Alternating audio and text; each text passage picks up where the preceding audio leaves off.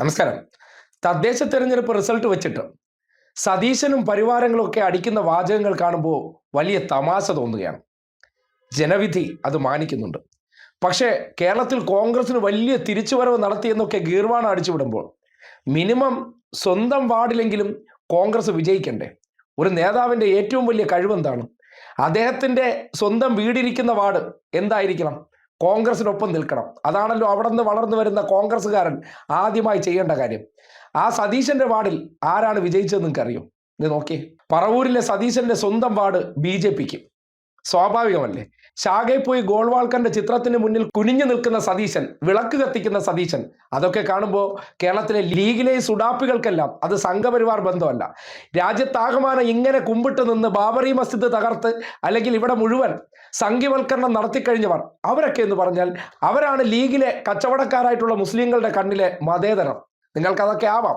വായിൽ മണ്ണ് വീഴുന്ന കാലം വരുമല്ലോ, നമ്മളിവിടെയൊക്കെ തന്നെ കാണും. എന്തായാലും സ്വന്തം വാർഡിൽ കോൺഗ്രസിനെ ജയിപ്പിക്കാൻ പറ്റാത്ത പ്രതിപക്ഷ നേതാവ് അവിടെയും തീർന്നില്ല. പിന്നീട് സുഡാപ്പികളുടെയും മുസ്ലിങ്ങളുടെയും ഹീറോ ആയിട്ടുള്ള ആരാണ്? ഷാഫി പറമ്പിൽ. അദ്ദേഹത്തിന്റെ സ്വന്തം വാർഡിൽ എന്താണ് അവസ്ഥ എന്ന് നിങ്ങൾക്ക് അറിയണ്ടേ? നോക്കിയേ, അവിടെ വിജയിച്ചിരിക്കുന്നത് SDPI ആണ്. നോക്കണേ, സുഡാപ്പികളുടെ ഉറ്റ തോഴനായിട്ട് അല്ലെങ്കിൽ സുഡാപ്പികളുടെ രാജകുമാരൻ എന്ന് എന്തുകൊണ്ടാണ് ഷാഫിയെ വിളിക്കുന്നത് മനസ്സിലായോ? ഇപ്പോൾ ഒരു കാര്യമാണ്, കേരളത്തിലെ സുഡാപ്പികളും മൗദൂദികളും ജമാഅത്ത് ഇസ്ലാമിക്കാരെല്ലാം കൂടി ലീഗിൻ്റെയും കോൺഗ്രസിൻ്റെയും തണലിലേക്ക് കയറിയിട്ട് പാവപ്പെട്ട മുസ്ലിങ്ങളെ, വൈകാരികമായി ചിന്തിക്കുന്നവരെ പലതരത്തിലുള്ള കള്ളക്കഥകൾ പറഞ്ഞ് ഇടതുപക്ഷത്തിന് സംഘി ചാപ്പ കുത്തിയതിന് ശേഷം സ്വന്തം വാർഡുകളിലൊക്കെ ഇവർ ചെയ്യുന്ന പ്രവൃത്തി എന്താണെന്ന് നാട്ടുകാരറിയണം.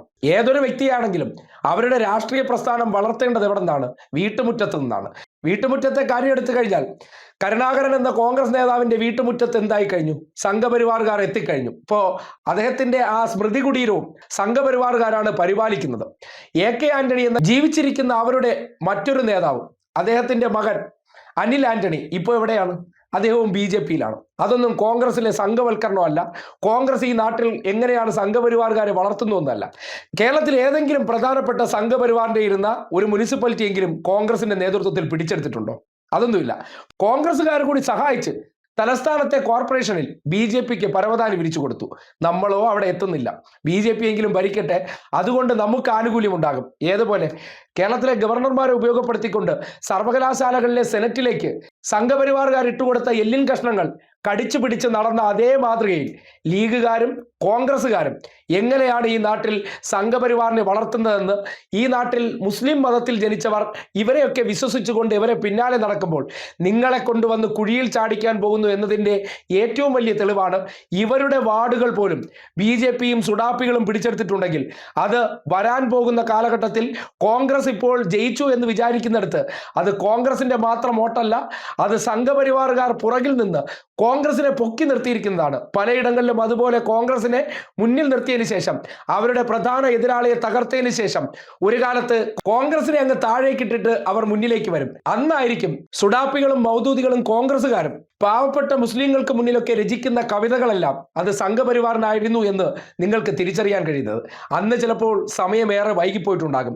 സ്വന്തം വാർഡുകളിൽ പോലും വിജയിപ്പിക്കാൻ കഴിയാത്തവർ കേരളത്തിൽ ആകമാനം വിജയിപ്പിച്ചു എന്ന് കണ്ട് നിങ്ങൾ സന്തോഷിക്കുന്നുണ്ടെങ്കിൽ ഒരു കാര്യം തിരിച്ചറിഞ്ഞോളൂ, കാൽച്ചുവട്ടിലെ മണ്ണ് ഒലിച്ചു പോയി തുടങ്ങിയിട്ടുണ്ട്.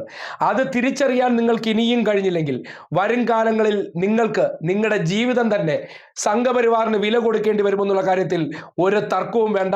അതാണ് ഈ നാടിനെ സംഘപരിവാറിന്റെ ആലയത്തിലേക്ക് പതിയെ പതിയെ കൊണ്ടുപോകുന്ന സതീശനും പരിവാരങ്ങളും ചെയ്യുന്ന യാഥാർത്ഥ്യമെന്ന് അവരുടെ വാർഡുകൾ തന്നെ തുറന്നു കാട്ടുകയാണ്.